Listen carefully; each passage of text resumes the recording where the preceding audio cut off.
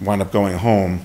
But eventually something's going to happen worse than this. And you know, are there people that have contacted me and said I've smoked K2 and I'm fine? Yeah, sure. But you know, this is again an unregulated product that there may be some very many bad batches around the area or the country. But this is not just a local phenomenon. This is not like somebody here in this area. We're getting cases around the entire country at this point. And it's you know, the reason it's not really known to many people is it's just beginning. I mean, I picked this up because I sit at my computer, whether it be a holiday, a Sunday, or a Saturday, or late at night, and I review the cases to make sure that my nurses and pharmacists are doing the right thing, giving the right advice. I started noticing these cases that my staff would say, hey, I got another K2 case tonight, I got 2 more. And then all of a sudden it's been, you know, known around the country and people are starting to identify cases of it. So we're on the cutting edge of this. I mean, this is the beginning of a trend in something that has certainly been in Europe for a long time, but is just starting to make its rounds around this area. Mr. Chairman? Yes. May I ask a question? Yes. Doctor, are we going to, it seems like in the last 3 or 4 days, I mean, there's just more coming out every day Yes. about this. Are we going to know significantly more a week from now or 3 weeks from now? No, you know, CSI has done a disservice to forensic toxicology. I mean, I'm the director of the Division of Toxicology at St. Louis University, and one of my faculty members is a PhD toxicologist. He's the director of the St. Louis University Forensic Toxicology Lab. He has inspected FBI labs for quality assurance. He's a pretty bright guy, Dr. Long. It would take him probably weeks to fully analyze this stuff. I've been contacting the CDC and the DEA for over several weeks now. No one has a specific analysis done yet. We're looking for patients. I mentioned earlier that some of these compounds were developed in Germany. Well, just last year, 2 German scientists did a personal bioassay. They smoked some of this stuff, took their own urine, and analyzed it. There were a whole host of compounds, including other herbs, herbal substances that come out of certain herbs, like clove oil and, you know, cinnamon and those kind of things can give these compounds. Again, dose determines toxicity. Anything is toxic. If I take water, if I drank 3 gallons of water right now, I would intoxicate myself with it. I would get a low sodium and I would seize and probably die. So anything in this world is toxic. But but people don't package things to say, you should go out and drink 3 gallons of water or 4 gallons of water. This stuff is packaged, in my opinion, for a purpose. And it seems like a understandable purpose to make a legal.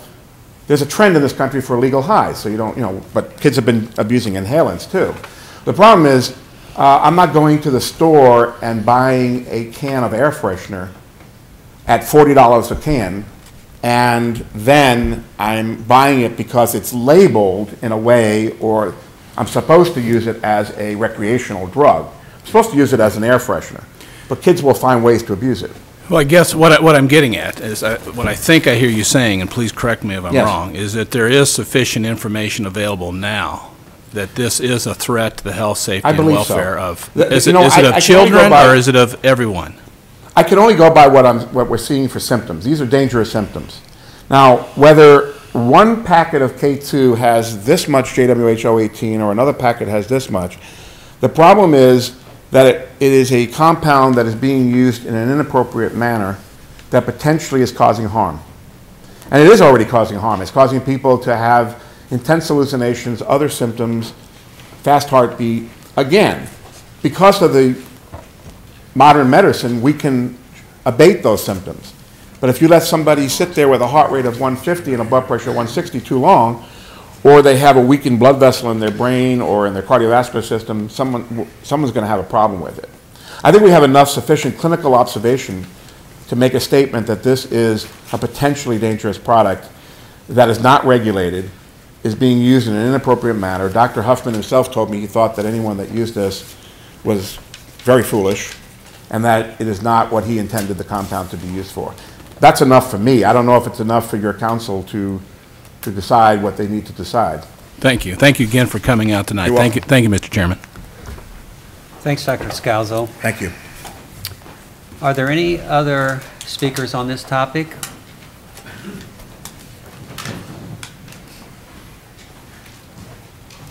Good evening. My name is Brian Hampton. I'm the director of the Sheriff's Department Crime Laboratory.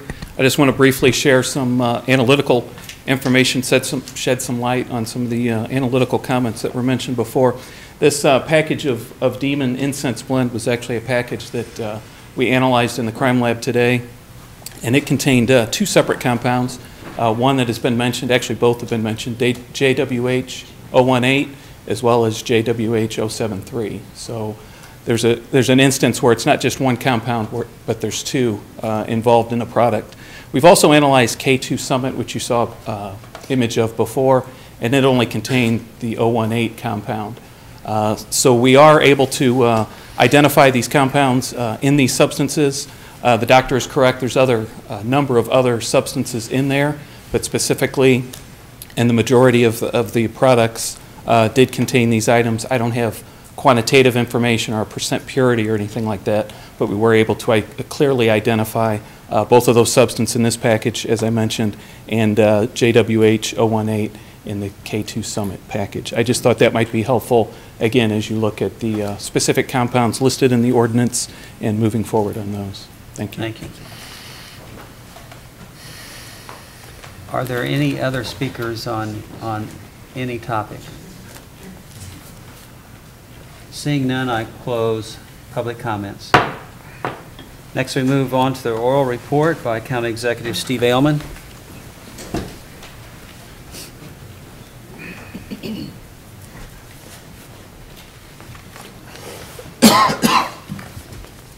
Thank you, Mr. Chairman. Could I have the two young ladies that spoke on the mental health issue earlier? I just have a proclamation I'd like to read with your permission. Very good. Whereas the month of March 2010 has been designated a National Development Disabilities Awareness Month in order to celebrate and recognize people with disabilities, and whereas disability is a natural part of the human experience and in no way diminishes the right of people with disabilities to make choices, contribute to society, and experience in full the many blessings of American society, and whereas family members, friends, and the community at large all play a role in supporting people with disabilities in their pursuit as they pursue their dreams, and whereas people with disabilities deserve to realize full access to housing, employment, and the recreational activities which help create productive and satisfying lives, and to live their lives as independently as possible, and whereas the citizens of St. Charles County seek to observe this month of awareness of the experience of persons with disabilities with appropriate programs and activities, now therefore I, Steve Ailman, County Executive, St. Charles County, do hereby proclaim the month of March 2010 as National Developmental Disabilities Awareness Month. And I want to thank both of you for what you're attempting to do and all the effort that you're putting into this issue. Okay? Thank you. You like to pose for a picture?